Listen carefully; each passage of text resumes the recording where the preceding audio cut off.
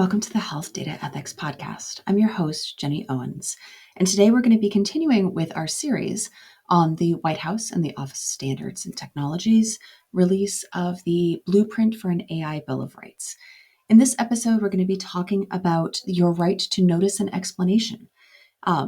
The government believes that you have a right to be notified and explained what the purpose of any sort of artificial intelligence that is impacting your life, that you should be notified when this happens, and that you should be given a brief, coherent explanation of what this is for, why it's being used, and what information about you is going into this black box of an algorithm. And as I was thinking about this, I really wrestle with this one. Usually I am a large proponent of individual rights, and I am a big proponent of informed consent, big proponent of, the knowledge to knowing what you are experiencing and having the ability to opt out if it's something you don't agree with. But artificial intelligence is so poorly defined and so very pervasive that I really feel like this particular right needs a lot of careful thought and interpretation as we try to think about putting it into practice. For example, if I am going through a radiology appointment and I am receiving, let's say, for example, a CT scan, I do not want my radiologist to stop and explain to me all of the various algorithms that they are using to reduce noise in the image or to make sure that they're getting good pictures of the organs that they want, rather than the other systems in my body that they're not investigating at the time. That's not relevant to why I'm there.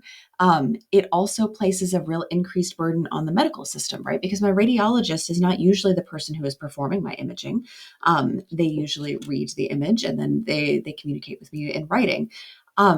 So I was really kind of struggling with how do we want to frame this up so that people are informed, because I do believe you have a right to be informed. And I do think you should be able to get a reasonable explanation of what algorithms and artificial intelligence is being brought to bear on your healthcare. But I think really what we need is more like almost analogous to the basic civics education, right? Basic education in artificial intelligence, and even take it down a level. What can computers do, right? So what information about you is trackable on what devices? When you enter the healthcare system, what information is being collected and how might it be used? What are the possibilities? And then when you have this conversation in the healthcare setting, you can operate from an informed place of knowing what's possible and what is likely. So these explanations, they should be in plain language. So when I want to say we, I mean a healthcare organization, when we're disclosing to a patient that yes, artificial intelligence may be used in this episode of care, those explanations should be in plain language. And this is also a big hurdle because a lot of our providers aren't computer scientists, right? Why would they be? They went to medical school. They're not computer scientists. And you shouldn't have to be a doc with a high tolerance for technology in order to be an effective healthcare provider in our current environment. So we should be able, when I say we in this case, I mean healthcare IT, should be able to provide all of our providers with a succinct explanation of the systems that they're using and how those may affect the patients. Our explanations should hold someone accountable. There should be a person that you can, or an office or a group, somebody that you can escalate questions to. So if I feel like, hey, this algorithm is signing me up for appointments every 4 months when I really feel like every 6 months is more appropriate, can I talk to somebody and get my name removed from this particular patient list for reasons X or Y? This all brought me back to one of my very favorite things to think about, which is the most common lie told in the year 2023. What's the most common lie told? I have read and agreed to the terms and conditions. So if I think about loading up more healthcare encounters, which are already emotional and fraught, people are worried about their health. People are worried about their family members. They're worried about their finances. Will this be expensive? Am I looking, down the barrel of mortality? To throw a bunch of technical jargon into that does not benefit the patient. It does not inform, there is no net win here. But what we can do, I think, is do a better job of educating our own providers and our own IT folks so that we can be more responsive when questions arise, so that we can write nice, coherent, up to date, plain language explanations to be relayed to patients when it is appropriate.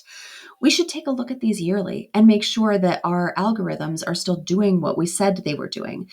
This is something that's a nice carryover from my days in clinical research, right? Because every year the Institutional Review Board would review your protocol and they would review your informed consent.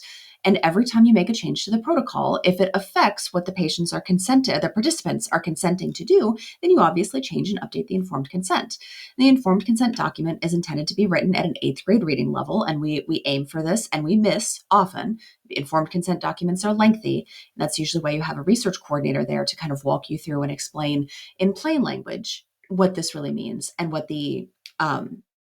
answer any questions that may come up on the part of the patient. I was thinking about how you would go about generating some notice and some explanation for patients, and I thought again about the patient advocates, right? So that it's a really important place to collect some feedback from patients. I can approach this from a patient perspective, but my approach is necessarily going to be flavored by my 12 years spent in the healthcare environment, right? I am a reasonably savvy consumer of healthcare services. Two, my high tolerance for technology and technological jargon. And three, a willingness to engage with that as part of my healthcare. And none of those should be criteria for having a successful healthcare encounter that is influenced by artificial intelligence or machine learning or large language models, any of these things. You shouldn't have to be a reasonably techie person in order to have a successful outcome. I think about, I think about family members when I think about, your average patient, right? I think about a person who doesn't particularly care about hospitals, may try to avoid the doctor, does not consume healthcare news. And I think, okay, how would they approach this? And with patient advocates, the great news is that you can get engaged patients who come from that particular mindset to interact with your process. It's fantastic. Um, Whatever we do for notice and explanation, we should be doing some reporting on it. We should be doing some documentation. So we should be treating our artificial intelligence use cases like we do our business apps, right? We should be keeping a record. They should be identified. They should be documented. When did this go into play? When did this go live? What data is it drawing on? Can we have that defined? Can we document its testing cycles? How successful was it? Do we make sure that we have the users documented and the appropriate populations documented? Can we make sure that we have our notification text in a record somewhere? Can we also make sure that we're looking at the risk of what happens if this algorithm goes awry? And I'll talk about this a little bit in the next episode when we talk about human alternatives. But if we could have a single location where we could have all of this documented for every artificial intelligence use case, then we have something that we can review and report on a regular basis. And we have a source of truth to go back to when we're thinking about updating or making changes. Healthcare is called out often as a special use case, a sensitive use case for artificial intelligence.